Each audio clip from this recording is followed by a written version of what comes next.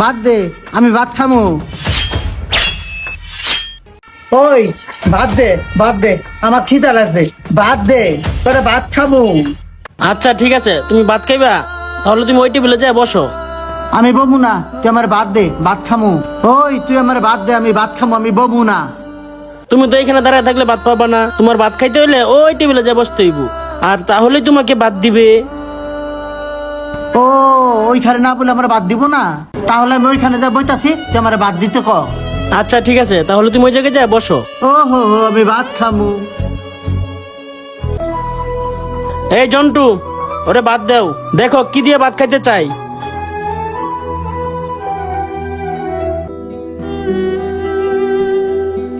ভাত দে, ভাত দে, ভাত দে, ভাত দে, ভাত দে, ওই ওই ভাত দে, ওই তাড়াতাড়ি ভাত নিয়ে আয়।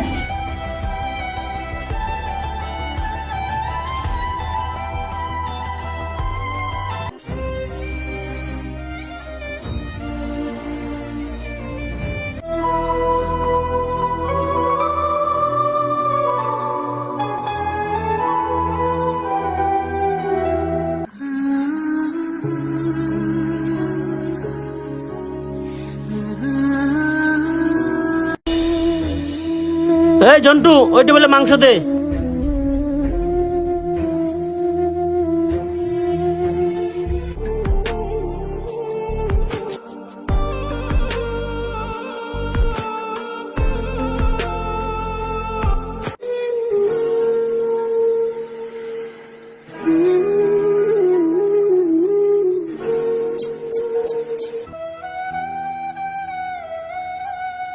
ভাই, আমারে কটা ভাত খাইতে দিবেন?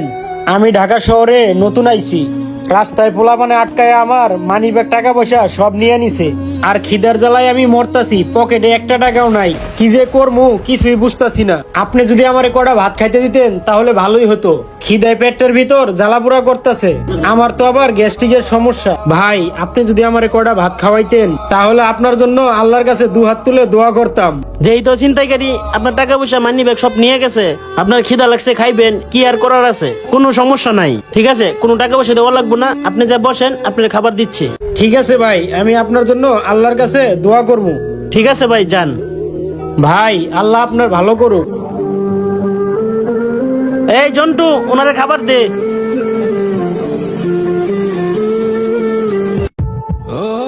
কি ব্যাপার ভাইয়া, আপনি একটা কথা বলেন তো, এই পাগলটার এতগুলা খাবার ফ্রিতে খাওয়াইলেন, এটা কি ঠিক করলেন? ও তো একটা পাগল, ওর এতগুলা খাবার ফ্রিতে খাওয়াইলেন, আপনি কি ওরে চিনেন? জি, ওরে তো আমি চিনি, ও তো একজন পাগল, ও তো বিভিন্ন জায়গায় রাস্তাঘাটে ঘোরাফেরা করে শুয়ে থাকে, আর ওর খিদা লাগছে, খাইতে এসে, এই জন্য ওরে আমি খাইতে দিছি। না ভাইয়া, আপনি ওরে চিনেন না, আর আপনি যদি ওরে চিনতেন তাহলে এতগুলা টাকার খাবার ফ্রিতে খাওয়াইতেন না। আর ওকে আমি চিনি, ও আমাদের এলাকায় ঘোরাফেরা করে, মাঝে মাঝে মানুষের কাছ থেকে টাকা পয়সা ছিনতাই করে, ছিনতাই করে নিয়ে উল্টা পাল্টা জিনিস খায়, আর আপনি কি না তার এতগুলা টাকার খাবার ফ্রিতে খাওয়াইলেন?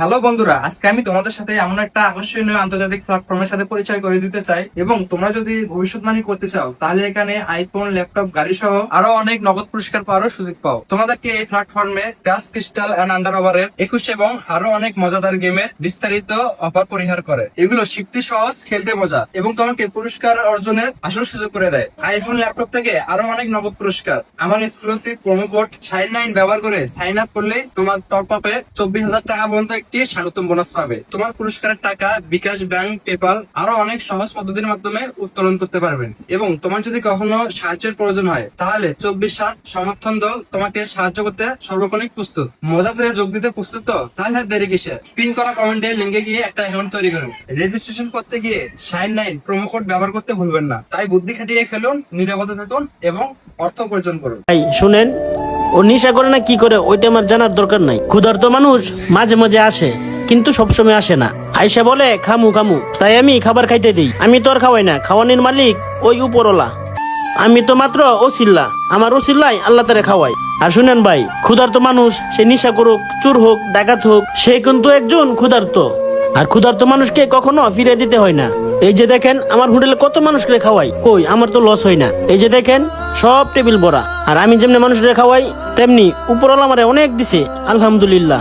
আর শুনেন, দৈনিক যদি আমার হোটেলে 500-600 মানুষ খায়, এর ভিতরে যদি 15-20 জনটা আমি ফ্রিতে খাওয়াই, তাহলে আমার কিছু কমে যায় না। হয়েছে কি ভাইয়া, আপনি পাশের হোটেলে যাইয়া দেখেন, ওই যে সাগরের হোটেলে 2-3 দিনের বাসি তরকারি গুলা জাল করে করে মানুষদের খাওয়াই। আর দেখেন আমার হোটেলের দৈনিকের খাবার দৈনিকই শেষ হয়ে যায়, আর আমার এখানে বাসি কোনো খাবার থাকে না। আর এখন যদি আমি 10 কেজি চালের ভাত পাক করাই 2 ঘন্টার ভিতরে শেষ হয়ে যাবে। তাহলে এগুলি আল্লাহর রহমত না? আপনিই বলেন। হ্যাঁ ভাই, বুঝতে পারলাম আপনি সত্যি একজন ভালো মনের মানুষ। শুধু ভালো বললে ভুল হবে, আপনি একজন সৎ মানুষ। আপনার কথা শুনে আমি যা বুঝলাম, আপনি প্রত্যেকটা গরিব মানুষেরই সাহায্য করেন। আর একটা কথা কি জানেন, আপনি ঠিকই বলছেন, গরিব দুঃখী মানুষকে খাওয়াইলে কমে না, আরো বাড়ে। আর দেখেন আপনি যে গরিব দুঃখী মানুষদের খাওয়াইতেছেন, আপনার কিন্তু কোনো দিক দিয়ে কমতেছে না, বরঞ্চ আপনার ব্যবসায় বরকত বেড়েই চলেছে।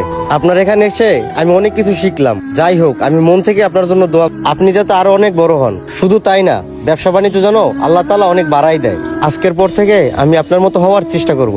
ভাই তাইলে একটা কাজ করি, আমার কাছে তো ক্যাশ নাই, আপনার বিকাশে আমি 50,000 টাকা দিতেছি।